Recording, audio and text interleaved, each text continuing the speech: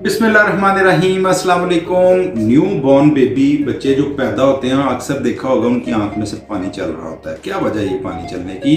Last video में मैं बता चुका हूँ, आंख की दोनों पलकों के अंदर एक दो सुराख होते हैं जिनको अपर पंक्टा और लोअर पंक्टा कहते हैं। इन सुराखों का काम यह है कि आंख के पानी को गले के रास्ते पेट में ले जाना।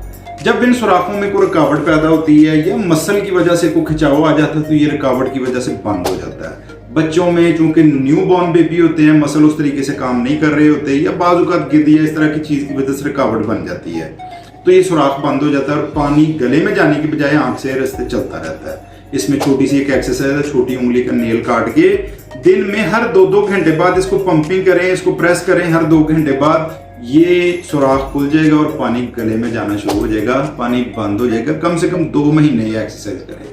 बहुत शुक्रिया, अपना ख्याल रखें। अस्सलाम वालेकुम।